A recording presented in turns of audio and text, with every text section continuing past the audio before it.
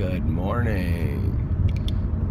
Wanted to start off by saying that I am glad you are in my life.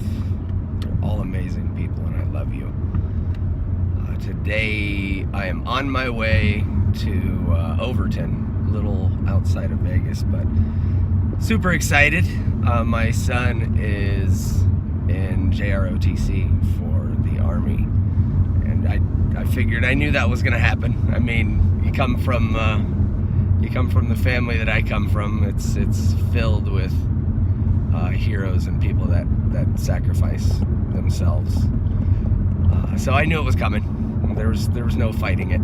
I can try to fight it all I want, but all I'm going to do is fight the inevitable. So why not guide him down that road and lead him to a better way of doing things, essentially, than I did, or at least, allow him to know what's coming, or what's in his path for what he's chosen. So he's an amazing young man. I'm super proud of him. Obviously, Mom and I did something right. So going to watch him and his company in the Veterans Day Parade, and of course all of my veterans, all of my warriors, my active duty military. I love you guys. This is our day. This is our day to remember those in the past and the present who are serving and those who are no longer with us. And we love all of you, and thank you so much for your sacrifice. I like thanking you for the things that you're doing more than just thanking you for your service, because thanking you for your service to me is not as important as thanking you for giving up so much of yourself. The sacrifice that is made by the active duty military folks and all these veterans is just bar none to anything that I've seen. To take away your own schedule, to take away your own time, to give a lot of your own dreams away, to give to a common purpose is something amazing. So thank you all. Appreciate all of you. I'm excited to see this parade. So today, going over the second yama is Satya.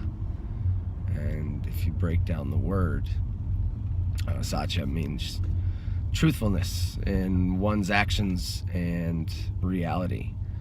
It also extends to a lack of exaggeration. Essentially, we've all been known to do that. But Sat is being. It's essential. It's the way to find your dharma. Align yourself with your dharma, and to find your Brahman, which is your one true self, your true being, the divine inside of you.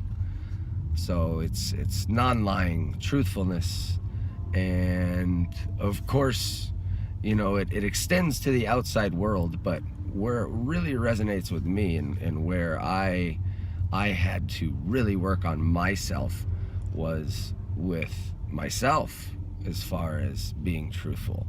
Was I actually doing my best when I said I'm doing my best? Was I actually giving it my all when I said I was giving it my all? And several times after taking a look at what I was actually doing in life and how I was carrying forward, I wasn't at all. I was telling myself that I was putting my best foot forward, and I was telling myself that I was doing everything I could, but it wasn't true, and I knew it deep down. And the problem with that is it causes a very septic nature inside of your heart chakra, for one.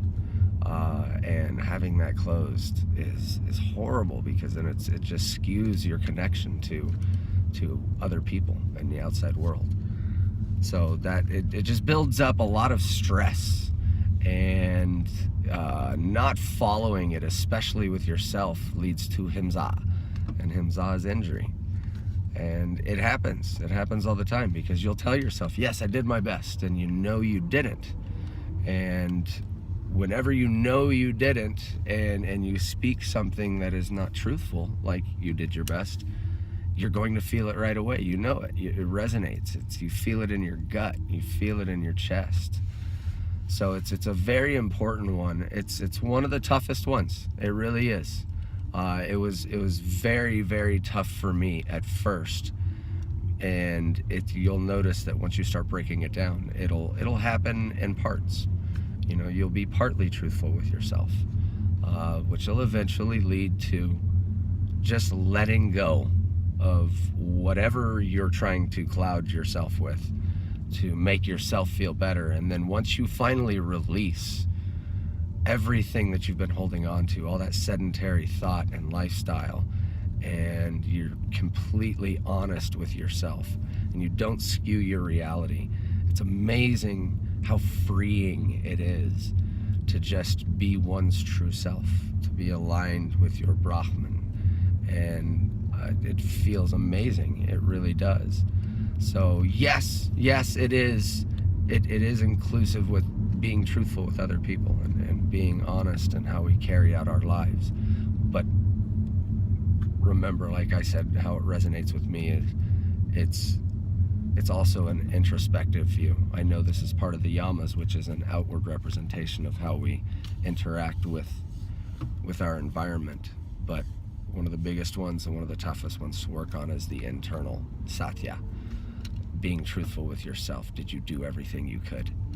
So we'll continue to work on it, and it's something that is always going to be a work in progress, as is the practice of yoga.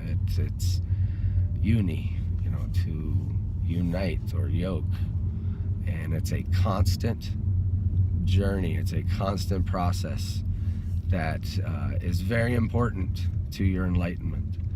So it's also linked with ahimsa, which, funny enough, that's the first one that we covered, which is nonviolence or harmlessness.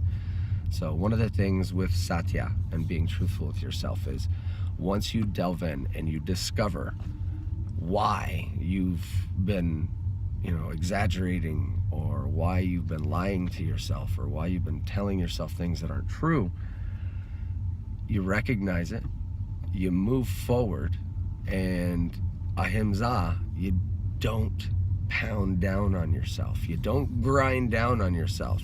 You just recognize a pattern and you change that pattern. That's it. You let go of everything behind you. That's the important part in this, is don't grind down on yourself because of something that you did. You know, it's holding on to the resentment toward yourself. It's going to do nothing. It's going to make you miserable. It's going to, you know, it's going to drive you into madness, essentially.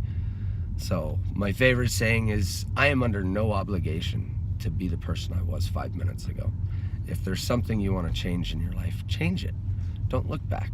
Don't worry about, you know, the things that you used to do or the things that you did. Just move on and carry forward and know that you are doing your best, and especially if you're being truthful with yourself and not really allowing yourself to fail in that aspect, you're going to be so much happier in life. Oh my God.